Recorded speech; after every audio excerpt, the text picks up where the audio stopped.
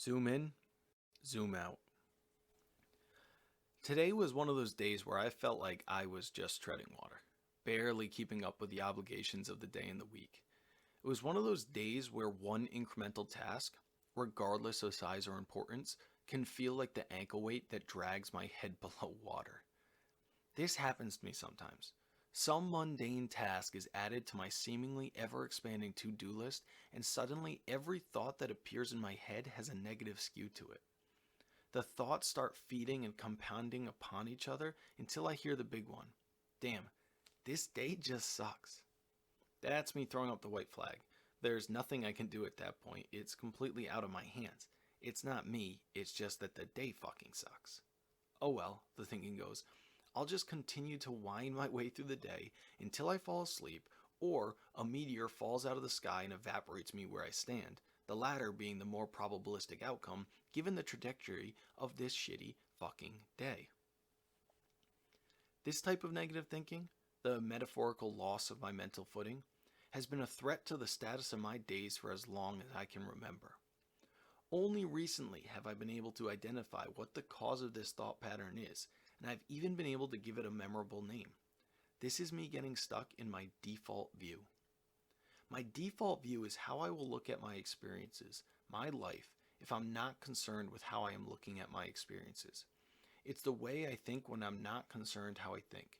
It's my default view of the world. It's the mode that I, and I believe most other people, operate in for the majority of our lives. It's the way we think when we are treading water, trying to manage relationships, bills, tests, work, DMV letters, annoying coworkers, obligations on your birthday, getting older, and all the other obstacles that life continues to throw onto our path towards happiness. Maybe it's our primitive survival instincts kicking in, our hunter gatherer genes using a Tommy gun to fire a constant stream of thoughts into our brain, keeping us on edge, making sure we don't stop treading that water. Right now, I'm less concerned with why I have this default view and more interested in the consequences of its existence. Paradoxically, this default view only exists when I forget about its existence. The moment I remember that I am capable of tapping into other perspectives, I am instantly released from its spell. It's taken me a long time to realize, and about just as long to put into words, that I always have the choice to exit that default view by either zooming in or zooming out. Zooming in. This is when I choose to shift my mental energy from all the thoughts and stressors bombarding me throughout the day, all that treading of that water, and instead focus on what I am actually experiencing right now. Not the meeting that I wished had gone differently last week, not the plans I have for the upcoming weekend, and definitely not everything I need to do today before I can relax. There's a lot going on right now, a lot to focus on instead of those nagging thoughts that I'm not even aware of until I zoom in. For one, I'm breathing. That's always a good place to start. I also happen to be sitting, but until I typed this out, I didn't even notice what it felt like to sit, or the temperature of my hands, or any of the sounds around me. As I pause writing this in what my default view would certainly define as a quiet or maybe even silent room, I realize there is an audible sound emanating from my computer, there's some sort of large truck idling down the road, and there are an undisclosed number of birds performing the opening acts of spring right outside of my window. When I'm zoomed in, all of the concerns that were previously whirling in my head seem almost non existent. They do exist, but I recognize that they are just thoughts that I had conjured up while stuck in my default view in order to keep myself treading that water. They are just thoughts, and they don't carry any additional weight or power here. They are just something to notice, like the sound coming from my computer. When I am zoomed in, it becomes clear that there isn't a long list of obligations that I need to complete before I can relax. I'm relaxed right now. Zooming out. This is me taking a step backwards and allowing myself to measure all of my concerns using a different ruler. Sure, a frustrating day at work or a disagreement with my spouse is an issue, but in the timeline of my life, does it really matter? Are any of the concerns occupying my default view going to have any meaningful impact on the outcome of my life? Are these seemingly large issues of today actually large, or am I just standing too close to them to recognize the scale correctly? I found that 99% of the time, I'm just standing too close. When I'm zoomed out, I'm also able to see that a lot of my concerns are just side effects of some of the things for which I am most grateful. I had a frustrating day at work because I have a job. I had a disagreement with my spouse because I have a partner. I have a sore foot from my walk with Monty because I am able to walk with Monty. When I'm zoomed out and looking at things in the grand scheme of my life, and also in the grand scheme of all the other lives I could be living, those issues that felt like they might drag me below water suddenly feel much less burdensome. The concept of zooming in and zooming out by itself isn't anything groundbreaking. Changing your perspective is always helpful. We all know this already.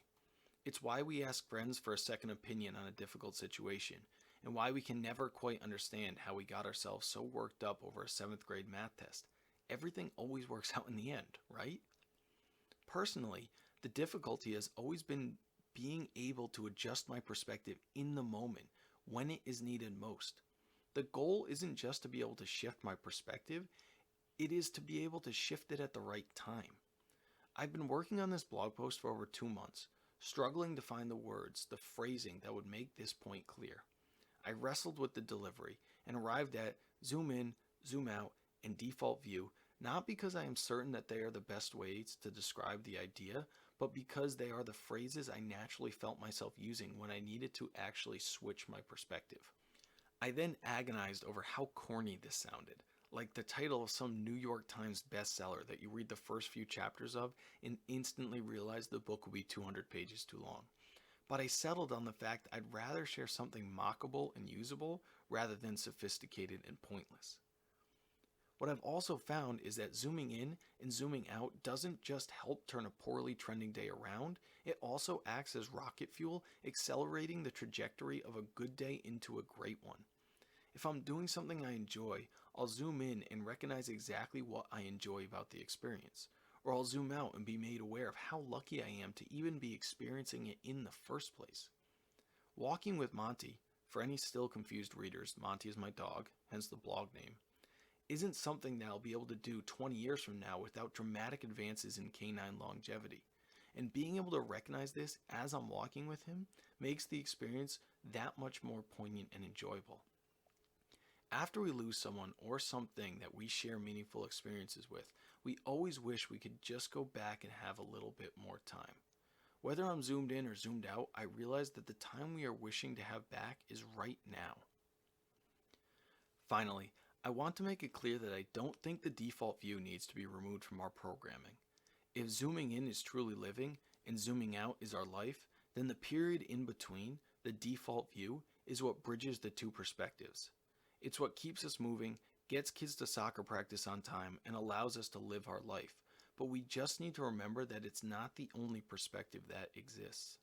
We have the power to zoom in and recognize that if we stop treading water for even an instant, it'll give us the ability to float, to relax.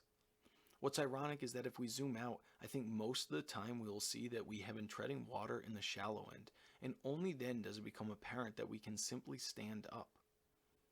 That being said, floating in the shallow end is pretty damn enjoyable.